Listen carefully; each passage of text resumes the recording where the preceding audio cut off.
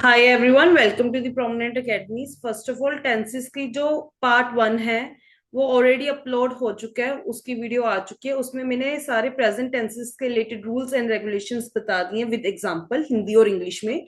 आज है part 2। Part 2 में आज हम पास्ट जो टेंसेस होते हैं उनके बारे में पढ़ेंगे। सबसे पहले अब दोबारा से बता रही हूँ, जो टेंसेस होते हैं वो हमें कोई काम किस टाइम पे हो रहा है इसके बारे में बताते हैं बच्चे। टेंसेस हमें पता है 3 फॉर्म में होते हैं, एक प्रेजेंट, पास्ट और फ्यूचर फॉर्म में होते हैं। अब इनकी फर्दर टाइप होती है। अब कई बार मैं कहती हूँ कि मैं काम कर रही हूँ, मैं काम कर चुकी हूँ, अभी अभी वो होके हटा है, तो ये सभी है तो एक ही प्रेजेंट फॉर्म की, अभी अभी हुए हुए। बट अब उनकी फ्रेमिंग का भी एक डिफरेंट होता है। जैसे एक सिंपल टेंसेस होते हैं जिन्हें हम इंडेफिनेट भी कह देते हैं, इंडेफिनेट। फिर सेकंड होते हैं कंटिन्यूअस। कोई चीज उस टाइम फ्रेम में लगातार हो रही थी, एक चीज होके हटी है, एक चीज हो रही थी या फिर हो रही है। एक होता है परफेक्ट, जिसमें हमें प्रॉपरली पता लगे कि कोई चीज अपने प्रॉपर एंड में होके हटी है। फोर्थ, परफेक्ट और कंटिन्यूस को मिला के परफेक्ट कंटिन्यूस, जिसमें कोई चीज पहले से चल रही थी, अब स्टिल वो कंटिन्यूटी में हो रही है या फिर थी या फिर होगी। Got it. सो आज की क्लास में हमने प्रेजेंट हमारे हो चुके हैं, पास्ट फॉर्म को आज हम करेंगे इनकी ये 4 टाइप्स। चलो जी, लेट्स स्टार्ट। बच्चे, जैसे कि मैंने आपको कहा है कि हमारी आज है पास्ट टेंस की टर्न। Past tenses. पास्ट का मतलब क्या है? जो चीज हो चुकी है। इसकी फर्स्ट फॉर्म है सिंपल पास्ट टेंसेस। बच्चे, सिंपल पास्ट टेंसेस में किस टाइप के सेंटेंस होते हैं? जैसे अगर मैं कहूं मैंने कल एक मूवी देखी, वो हो चुकी है ना, जो एक्शन हो चुका है, कंप्लीट हो चुका है पास्ट में, सिंपल पास्ट टेंस हमें उनके बारे में बताते हैं बच्चे। मैं क्या कह रही हूं? मैं कह रही हूं ये हमें एक्सप्रेस करते हैं एक्शन या फिर कोई इवेंट, एक्शन और event that occurred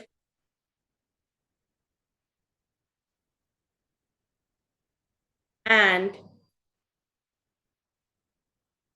were completed in past, जो पास्ट में कंप्लीट हो चुका है बच्चे। इसका अब रूल क्या होगा? रूल है कि सब्जेक्ट आगे लगेगा। सब्जेक्ट मतलब जिसके बारे में बात हो रही है, फिर वर्ब की सेकंड फॉर्म लगेगी, फिर ऑब्जेक्ट, वो चीज कर क्या रहा है, किसके रिलेटेड वो ऑब्जेक्टिव वो हो रहा है। अब इसकी अगर मैं एग्जांपल लूं, जैसे अभी मैंने आपको कहा कि मैंने कल एक मूवी देखी। मैंने कल एक मूवी देखी, ये हो चुकी है ना चीज बच्चे, और ये एक परमानेंट चीज है, इसमें कुछ चेंज नहीं हो सकता। तो इसे मैं कैसे लिखूंगी? I watched a movie yesterday. यहाँ पे देखो, आई कौन है? सब्जेक्ट है। फिर उसके बाद वर्ब की सेकंड फॉर्म लगानी थी, यहाँ पे वॉच का क्या बन गया? वॉच्ड सेकंड फॉर्म में आ गया। ऑब्जेक्ट क्या था? क्या देख रहे हैं वो? एक मूवी। Got it. तो इससे हमारा क्या बन गया? एक सिंपल पास्ट टेंस। एक एग्जांपल और लेंगे, जैसे अगर मैं कहूं उसने कल शाम को फुटबॉल खेला। वो शाम को फुटबॉल खेल चुकी है, तो इन इंग्लिश में कैसे लिखूंगी? उसने, वो ही भी हो सकता है, शी भी, ठीक है। शी प्लेड, खेल चुकी है ना, तो प्लेड आएगा। फुटबॉल लास्ट, पिछले इवनिंग को खेल चुकी है ना, तो लास्ट इवनिंग। अब देखो, शी ऑब्जेक्ट आ गया, ये वर्ब की सेकंड फॉर्म, और ये आ गया हमारा ऑब्जेक्ट। ये था सिंपल पास्ट टेंसेस का रूल। अब बच्चे इसकी नेक्स्ट फॉर्म आ गई है। नेक्स्ट फॉर्म है इसकी बच्चे पास्ट कंटिन्यूअस टेंसेस।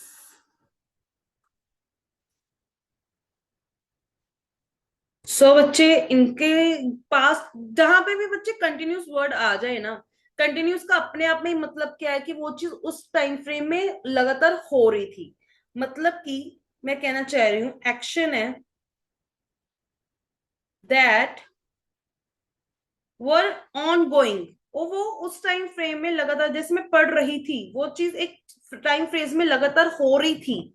तो ऑन गोइंग मतलब जो कंटिन्यूस का रूल है उसमें आईएनजी तो लगता लगता है। आईएनजी हमें क्या बताता है कि वो चीज उस टाइम फ्रेम में लगातार हो रही थी at a specific point in the past.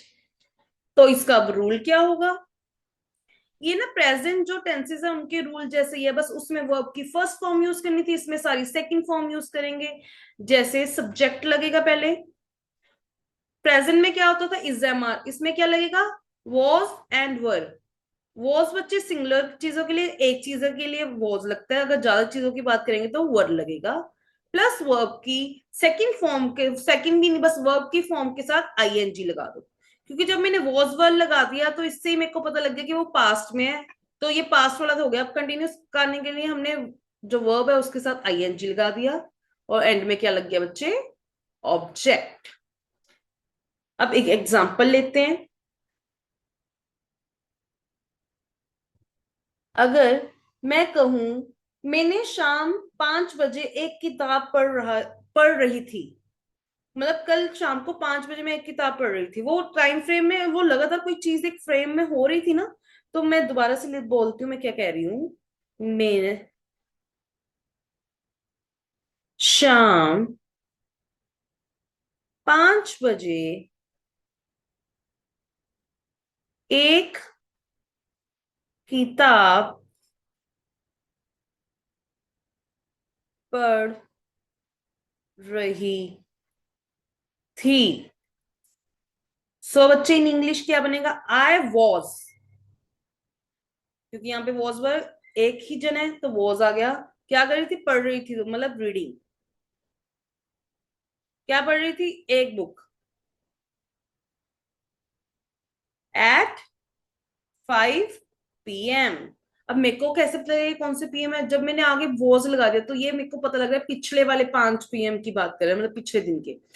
I subject हो गया, वॉज रीडिंग जो वर्ब की हमारी फॉर्म लगानी थी वो हो गई है, एंड में एक ऑब्जेक्ट लग गया कि वो कर क्या रही है। ठीक है बच्चे, उसके बाद एंड में कितने बजे आ गया। Got it. एक और एग्जांपल लेते हैं। जैसे कि अगर मैं कहूं वह पार्क में खेल रहे थे जब बारिश शुरू हुई। ठीक है, तो ये कैसे लिखेंगे they were playing in the park.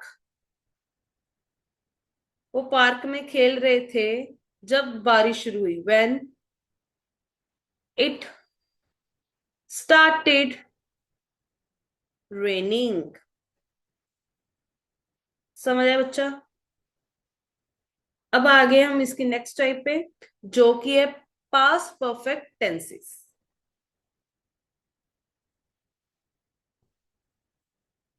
Oh my God. हाँ, पास्ट परफेक्ट टेंसेस। अब बच्चे पास्ट परफेक्ट टेंसेस हमें क्या इंडिकेट करते हैं? कोई एक्शन है, वो किसी और एक्शन जो पास्ट में होना था उससे पहले वो एक्शन जस्ट कंप्लीट होके हटा है। हम होते हैं ना मतलब मैंने जैसे अगर मैं आपको कहूं कि उसने अपना काम पूरा कर लिया था इससे पहले कि टीचर आए, मतलब कोई चीज पहले ही कर लेना दूसरे एक्शन होने से पहले, उससे हम लिखते हैं पास्ट परफेक्ट टेंसेस की फॉर्म में। मैं दोबारा से बता देती हूँ आपको लिख के इन इंग्लिश कि क्या कहना चाह रही हूं मैं।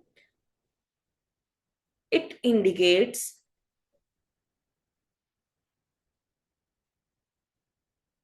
एक्शन दैट वॉज कंप्लीटेड, जो हो चुका है, किससे पहले जो अगला एक्शन होने वाला है। होने वाला था वो भी इन पास्ट ही होगा बच्चे, another action in past, in the past. अब फिर इसका रूल क्या होगा, सब्जेक्ट लगेगा, एंड में ऑब्जेक्ट लगेगा, बीच में ही थोड़े चेंजेस आएंगे, जैसे प्रेजेंट में हैज हैव लगता था, पास्ट में करना है तो हैड लगता है बच्चे। और वर्ब की कौन सी फॉर्म आएगी इसमें, yes please, third form of verb. वो सेम ही रहते हैं, बस हैज हैव का फर्क आता है प्रेजेंट और पास्ट के बीच में। अब एक एग्जाम्पल लेते हैं, जैसे अभी मैंने आपको बताया है कि उसने अपना काम पूरा कर लिया,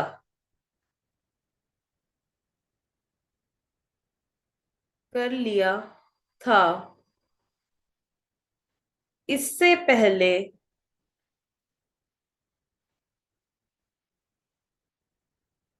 कि शिक्षक आए, शिक्षक या फिर टीचर आए। टीचर के आने से पहले उसने अपना काम पूरा कर लिया, तो इन इंग्लिश में कैसे लिखूंगी, शी हैड फिनिश्ड, पूरा कर लेना मतलब पूरा हो गया, हैड फिनिश्ड, क्या पूरा किया उसने अपना, होमवर्क, बिफोर, पहले मतलब before the teacher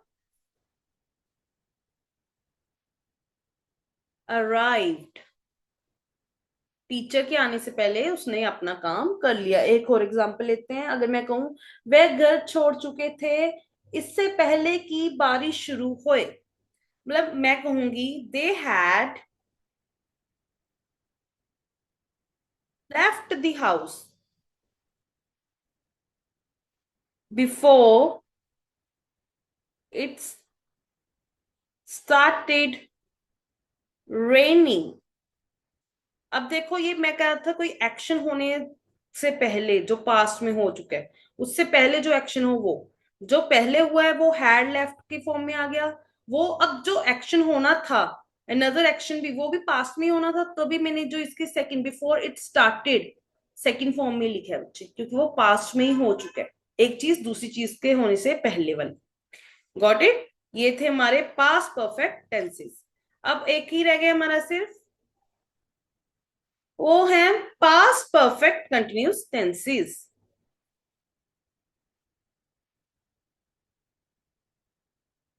past perfect continuous tenses.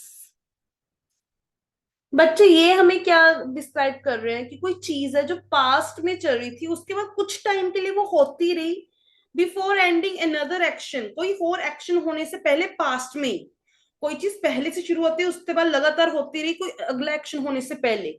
आप ऐसे नहीं समझोगे, एग्जाम्पल लो, जैसे मैं कहूं मैं 2 घंटे से प्रोजेक्ट पर काम कर रहा था जब उसने कॉल किया, मतलब उस टाइम जो चीज हो रही थी उसके बाद नेक्स्ट सेक्शन भी वो ऑन गोइंग ही था, तो उसे हम किस फॉर्म में लिखते हैं, हमेशा पास्ट परफेक्ट कंटिन्यूअस टेंस। दोबारा से मैं इन इंग्लिश आपको डिस्क्राइब करती हूँ कि मैं क्या कहना चाह रही हूँ। Let me change the pen. मैं कह रही हूँ to describe an action that started in the past, जो शुरू पास्ट से हुआ था, कंटिन्यूड फॉर सम टाइम, उसके बाद कुछ टाइम के लिए वो कंटिन्यू रहा, एंड एंडेड और खत्म हो गया, before another action in the past। समझ आया बच्चे, एक रूल देखते हैं पहले, फिर आपको एग्जांपल दूंगी। रूल क्या होता है, आगे सब्जेक्ट लग जाएगा मैम, पीछे ऑब्जेक्ट, ये तो क्लियर है मैम, बस अब जो बीच में वर्ब के साथ लगना है वो थोड़ा सा बता दो। क्या होएगा बच्चे, अब परफेक्ट को भी ऐड करना है तो परफेक्ट का हैड आ जाएगा, पीछे कंटिन्यूस भी ऐड करना है तो मैम वर्ब के साथ आईएनजी फॉर्म लगा देंगे। तो मैम फिर अब क्या चेंजेस आएगी, अब दोनों अगर ऐड हुए, बस बच्चे बीच में एक बीन भी तो लगाना पड़ेगा। देखा, अब परफेक्ट और कंटिन्यूस दोनों मिला के हमारा क्या बन गया, पास्ट परफेक्ट कंटिन्यूस टेंस। अब इसकी एक एग्जांपल हो जो मैंने अभी आपको दी है। मैंने आपको क्या कहा था, मैं 2 घंटे से प्रोजेक्ट पर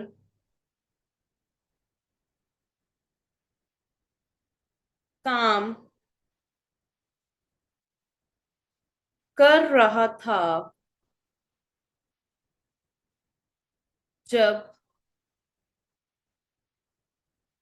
उसने कॉल किया।